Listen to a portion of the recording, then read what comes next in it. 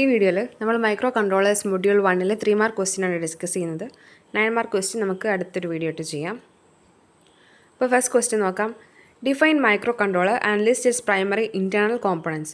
ഇത് ചോദിക്കാൻ ചാൻസ് ഉള്ള ക്വസ്റ്റ്യനാണ്. അതുപോലെ തന്നെ നമുക്ക് പഠിച്ചു വെച്ച് കഴിഞ്ഞാൽ കുറേ സ്ഥലത്ത് ഉപയോഗിക്കാൻ പറ്റുന്ന ഒരു ഡെഫിനിഷനാണ്.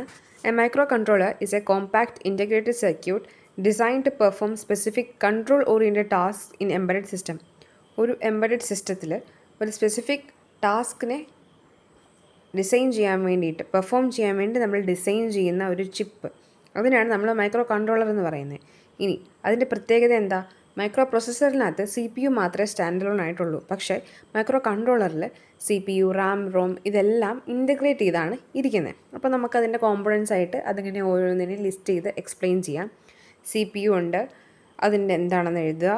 Memory, RAM, ROM, flash memory എല്ലാം ഇൻക്ലൂഡഡ് ആണ്. ഇൻപുട്ട് ഔട്ട്പുട്ട് പോർട്സ് ഉണ്ടാവും. പെരിഫറൽസ്, നമ്മുടെ ഈ അനലോഗ് ഡിജിറ്റൽ കൺവേർട്ടർ അല്ലെങ്കിൽ ടൈമേഴ്സ് അതെല്ലാം ഉണ്ട്. പിന്നെ ക്ലോക്ക്, നമുക്കൊരു സിങ്ക്രണൈസേഷൻ, ഒരു ഓപ്പറേഷൻ നടത്തുമ്പോൾ ഒരു സിങ്ക്രണൈസേഷൻ വേണമല്ലോ, അതിന് വേണ്ടിയിട്ടുള്ള ക്ലോക്കും മൈക്രോ കൺട്രോളറിനകത്ത് ഉണ്ടാവും. ഇനി അതിൻ്റെ ഒരു ഡയഗ്രാമാറ്റിക് റെപ്രസെൻറ്റേഷൻ കൊടുത്തിട്ടുണ്ട്, ഇതും കൂടെ എഴുതി വെച്ചാൽ നല്ലതായിരിക്കും. ഇനി distinguish between A micro processor and A micro controller. നമ്മൾ നേരത്തെ പറഞ്ഞ പോലെ തന്നെ മൈക്രോ പ്രൊസസ്സർ എന്ന് പറയുമ്പോൾ CPU സ്റ്റാൻഡ് അലോൺ ആണ്. RAM, ROM and input output are external. മൈക്രോ കൺട്രോളറിലേക്ക് വരുമ്പോൾ CPUവും RAMഉം ROMഉം ഇൻപുട്ട് ഔട്ട്പുട്ടും എല്ലാം ഒരു സിംഗിൾ ചിപ്പിലേക്ക് നമ്മൾ ഇൻ്റഗ്രേറ്റ് ചെയ്തിരിക്കുകയാണ് ചെയ്യുന്നത്. ഇനി ഇതിൻ്റെ ആപ്ലിക്കേഷൻ എവിടെയാണ്? മൈക്രോ പ്രൊസസ്സർ നമ്മൾ സാധാരണ ജനറൽ പർപ്പസിന് വേണ്ടിയിട്ട് യൂസ് ചെയ്യുന്നത്. അപ്പോൾ നമ്മുടെ ലാപ്ടോപ്പിൽ PC-യിലൊക്കെ അതുണ്ടായിരിക്കും. മൈക്രോ കൺട്രോളറോ ഒരു സ്പെസിഫിക് ഫംഗ്ഷൻ അല്ലെങ്കിൽ എന്തെങ്കിലും ഒരു സിംഗിൾ പർപ്പസിന് വേണ്ടിയിട്ട്, ഇപ്പോൾ എക്സാമ്പിൾ പറയുകയാണെങ്കിൽ നമ്മൾ വാഷിംഗ് മെഷീൻ, അതുപോലെ എയർ ബാഗ്സ്, ഇതെല്ലാം മൈക്രോ കൺട്രോളറിൻ്റെ ആപ്ലിക്കേഷനാണ്. Cost and power, micro processor expensive ആണ്, അതേസമയം മൈക്രോ കൺട്രോളർ ലോ കോസ്റ്റും എനർജി എഫിഷ്യൻറ്റും ആണ്. Explain the characteristics of an embedded system. ഒരു എംബഡഡ് സിസ്റ്റം എന്ന് പറയുന്നത് നമ്മൾ പറഞ്ഞല്ലേ, ഒരു സ്പെസിഫിക് ഫംഗ്ഷൻ അല്ലെങ്കിൽ ഒരു സിംഗിൾ ഫങ്ഷനാലിറ്റിയെ പെർഫോം ചെയ്യുന്ന ഒരു ഡെഡിക്കേറ്റഡ് ഫംഗ്ഷനെയാണ് നമ്മൾ എംബഡഡ് സിസ്റ്റം എന്ന് പറയുന്നത്. An embedded system is a specialised computer system design to perform a dedicated function within a larger mechanical or electrical system. ഇനി അതിൻ്റെ കീ ക്യാരക്ടറിസ്റ്റിക്സ് എന്തൊക്കെയാണ്? സിംഗിൾ ഫങ്ഷനാലിറ്റി, ഒരു സ്പെസിഫിക് ടാസ്ക് പെർഫോം ചെയ്യാൻ വേണ്ടിയിട്ട്. അതിന് എക്സാമ്പിൾ നമ്മൾ കൊടുത്തിട്ടുണ്ട്, ഒരു കാൽക്കുലേറ്റർ ആണെന്ന് വിചാരിക്കുക. ഇനി റിയൽ ടൈം ഓപ്പറേഷൻ, നമ്മുടെ നേരത്തെ ഞാൻ പറഞ്ഞു എയർ ബാഗ്, നമ്മൾ വണ്ടി ഇടിക്കുമ്പോൾ തന്നെ എയർ ബാഗ് വരണം, അല്ലാതെ ഇടിച്ചു കഴിഞ്ഞ് ഒരു 5 മിനിറ്റ് കഴിഞ്ഞ് വന്നിട്ട് കാര്യമുണ്ടോ? ഇല്ല. അപ്പം റിയൽ ടൈം ഓപ്പറേഷൻ, ഒരു സ്ട്രിക്റ്റ് ടൈം കോൺസ്ട്രെയിനിൽ തന്നെ അത് റെസ്പോണ്ട് ചെയ്യണം. Reliability, expected to run continuously without failure. ഇനി എഫിഷ്യൻ്റ് ആയിരിക്കണം. 4ാമത്തെ ക്വസ്റ്റ്യൻ, എന്താണ് എംബഡഡ് സി? ഈ എംബഡഡ് സിയിൽ നമ്മൾ വൈൽ ലൂപ്പ് എപ്പോഴും 1 ആയിട്ടാണ് കൊടുക്കുന്നത്. അതെന്തുകൊണ്ടാണ്? അതും ഒരു ഇമ്പോർട്ടൻറ്റ് ക്വസ്റ്റ്യൻ ആണ്. എംബഡഡ് സി എന്ന് പറയുന്നത് നമ്മുടെ C ലാംഗ്വേജിൻ്റെ ഒരു എക്സ്റ്റൻഷനാണ്. നമ്മൾ മൈക്രോ കൺട്രോളേഴ്സിനെ പ്രോഗ്രാം ചെയ്യാൻ വേണ്ടിയിട്ട് നമ്മൾ സ്പെഷ്യലൈസ് ചെയ്ത് സ്പെസിഫിക് ആയിട്ട് ഉപയോഗിക്കുന്ന ഒരു പ്രോഗ്രാമിംഗ് ലാംഗ്വേജാണ് എംബഡഡ് സി എന്ന് പറയുന്നത്. ഇതിൻ്റെ പ്രത്യേകത എന്ന് പറഞ്ഞാൽ നമുക്ക് ഡയറക്റ്റ് ഹാർഡ്വെയർ ആക്സസും എഫിഷ്യൻ്റ് മെമ്മറി യൂസേജും എംബഡഡ് സിയിലൂടെ ഉണ്ടാവും. മറ്റേത് നമുക്ക് ഡയറക്റ്റ് ഹാർഡ്വെയർ ആക്സസ് ഇല്ലല്ലോ C പ്രോഗ്രാമിംഗ്, നമുക്കറിയാവുന്നതല്ലേ. ഇനി എന്തിനാണ് വൈൽ ലൂപ്പ് 1 ആക്കി കൊടുക്കുന്നത്? നമുക്കറിയാം, നമ്മുടെ എന്താ പറയുക, ഇപ്പോൾ നമ്മൾ സാധാരണ ഒരു പ്രോഗ്രാം എഴുതാമെന്ന് വിചാരിക്കാം. അത് കുറച്ച് നേരം കഴിയുമ്പോഴത്തേക്കിനും അതിൻ്റെ ലൂപ്പൊക്കെ എൻഡ് ചെയ്യണം, ടെർമിനേറ്റ് ചെയ്യണം. പക്ഷേ നമ്മുടെ എംബഡഡ് സിസ്റ്റം പ്രോഗ്രാമിനകത്ത് അതെപ്പോഴും റൺ ആയിക്കൊണ്ടിരിക്കണം. അതായത് ആ ലൂപ്പ് കണ്ടിന്യൂസ്ലി ഒരു ഇൻഫിനിറ്റ് ലൂപ്പായിട്ട് പോയിക്കൊണ്ടിരിക്കണം. അപ്പോൾ അങ്ങനെ പോകണം, അതായത് എപ്പോഴും അത് ട്രൂ ആയിട്ട് വരണം എന്ന് നമ്മൾ അറിയിക്കാൻ വേണ്ടിയിട്ടാണ് നമ്മൾ വൈൽ = 1 എന്ന് കൊടുക്കുന്നത്. ക്ലിയർ അല്ലേ? അതിൻ്റെ ഇംഗ്ലീഷ് ഡെഫിനിഷൻ അവിടെ കൊടുത്തിട്ടുണ്ട്, ഞാൻ ജസ്റ്റ് മനസ്സിലാക്കാനുള്ളതേ പറയുന്നുള്ളൂ. 5th question, classify embedded systems based on the generation. നമുക്കറിയാം 4 ജനറേഷൻസ് ഉണ്ട്. ഫസ്റ്റ് ജനറേഷൻ എന്ന് പറയുന്നത് 8-ബിറ്റ് മൈക്രോ പ്രൊസസ്സേഴ്സ് അല്ലെങ്കിൽ 4-ബിറ്റ് മൈക്രോ കൺട്രോളേഴ്സ് ആയിരുന്നു നമ്മൾ ഉപയോഗിച്ചുകൊണ്ടിരുന്നത്. സെക്കൻഡ് ജനറേഷനിലേക്ക് വന്നപ്പോഴത്തേക്കിനും 16-ബിറ്റ് മൈക്രോ പ്രൊസസ്സർ അല്ലെങ്കിൽ 8 or 16-ബിറ്റ് മൈക്രോ കൺട്രോളേഴ്സിലേക്ക് നമ്മൾ കയറി. തേർഡ് ജനറേഷൻ ആയപ്പോഴത്തേക്കിനും 16/32-ബിറ്റ് പ്രൊസസ്സേഴ്സ് നമ്മൾ യൂസ് ചെയ്യാൻ തുടങ്ങി. 4th ജനറേഷനിൽ built around systems on chips അല്ലെങ്കിൽ മൾട്ടി കോർ റീകോൺഫിഗർ പ്രൊസസ്സറിലേക്ക് മാറി. എക്സാമ്പിളാണ് നമ്മുടെ സ്മാർട്ട് ഫോണൊക്കെ. അപ്പോൾ ഇത് നിങ്ങൾ ജസ്റ്റ് ഒന്ന് നോട്ട് ചെയ്ത് പോവുക. 6th question, discuss the key enhancements introduced in the ARM v8M architecture.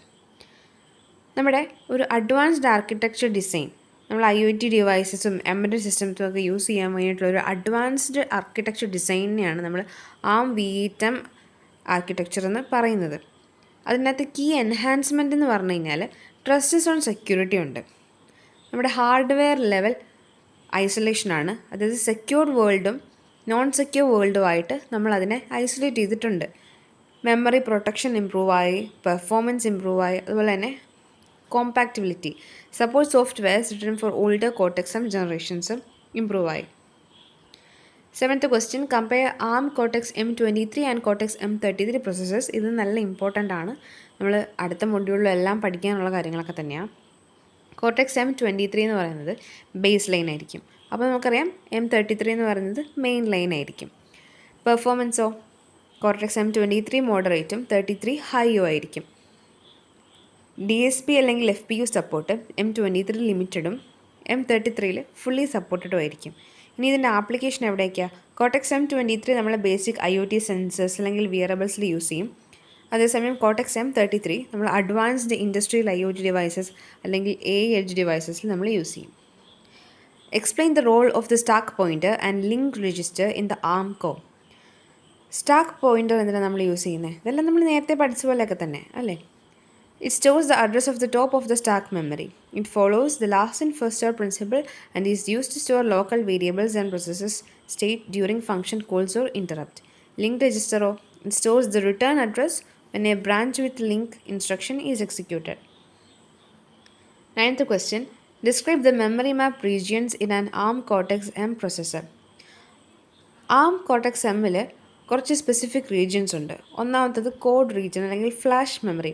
നമ്മളതിനെ നോൺ വോളറ്റൈൽ മെമ്മറി എന്ന് പറയും. ആപ്ലിക്കേഷൻ പ്രോഗ്രാമിനെ പെർമനൻ്റ്ലി സ്റ്റോർ ചെയ്യുന്നത് കോഡ് റീജിയനിലായിരിക്കും. SRAM റീജിയൻ എന്ന് പറഞ്ഞാൽ എന്താ? അതൊരു വോളറ്റൈൽ മെമ്മറിയാണ്, നമ്മൾ റൺ ചെയ്യുമ്പോൾ വേണ്ടിയിട്ട് യൂസ് ചെയ്യുന്നതാണ്, ഹീപ്പും സ്റ്റാക്കും. ഇനി പെരിഫറൽ റീജിയൻ എന്ന് പറഞ്ഞാലോ, ഹാർഡ്വെയർ രജിസ്റ്റേഴ്സിനെ ആക്സസ് ചെയ്യാൻ വേണ്ടി നമ്മൾ യൂസ് ചെയ്യുന്നതാണ്. അതായത് എക്സ്റ്റേണൽ ഡിവൈസിനെ കൺട്രോൾ ചെയ്യാൻ വേണ്ടി നമ്മൾ യൂസ് ചെയ്യുന്നതാണ് പെരിഫറൽ റീജിയൻ. ഇനി system റീജിയണോ, it contains the internal system components like the NVIC, interrupt controller and SYS tick timer. 10th question, what is AMBA and how do AHB and APB buses differ? AMBA എന്ന് പറഞ്ഞു കഴിഞ്ഞാൽ advanced micro controller bus ആർക്കിടെക്ചറാണ്.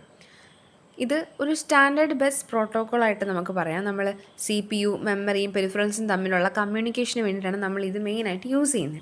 ഇനി ഇതിൻ്റെ difference എന്തൊക്കെയാണ്? AHB എന്ന് പറഞ്ഞു കഴിഞ്ഞാൽ advanced high performance bus, നമ്മൾ ഹൈ സ്പീഡ് കമ്മ്യൂണിക്കേഷന് വേണ്ടിയിട്ടാണ് ഇത് യൂസ് ചെയ്യുന്നത്. ഇപ്പോൾ നമ്മുടെ പൈപ്പ് ലൈനിൽ ഓപ്പറേഷനിലൊക്കെയുള്ള ഹൈ ബാൻഡ് വിത്തിനെല്ലാം സപ്പോർട്ട് ചെയ്യുന്നത് നമ്മുടെ advanced high performance bus use ചെയ്തിട്ടായിരിക്കും. ഇനി APB എന്താണ്? Advanced peripheral bus. ഇപ്പോൾ ലോ പവർ ആയിട്ടുള്ള അല്ലെങ്കിൽ നമുക്ക് ലോ ആയിട്ട് കമ്മ്യൂണിക്കേഷൻ നടത്തിയാൽ മതി, അങ്ങനെയാണെങ്കിൽ നമ്മൾ അഡ്വാൻസ്ഡ് പെരിഫറൽ ബസ് ആയിരിക്കും യൂസ് ചെയ്യുന്നത്. അതിന് കുറച്ചുകൂടെ സിമ്പിൾ ആർക്കിടെക്ചറും ആയിരിക്കും, അതുപോലെ തന്നെ എനർജി കൺസപ്ഷനും കുറവായിരിക്കും. അപ്പോൾ നമ്മളൊരു 10 ക്വസ്റ്റ്യൻ 3 മാർക്കിൻ്റെ ഡിസ്കസ് ചെയ്തു. അപ്പോൾ നെക്സ്റ്റ് വീഡിയോയിൽ നമുക്ക് 9 മാർക്കിൻ്റെ ക്വസ്റ്റ്യനും ആൻസേഴ്സും ഡിസ്കസ് ചെയ്യാം.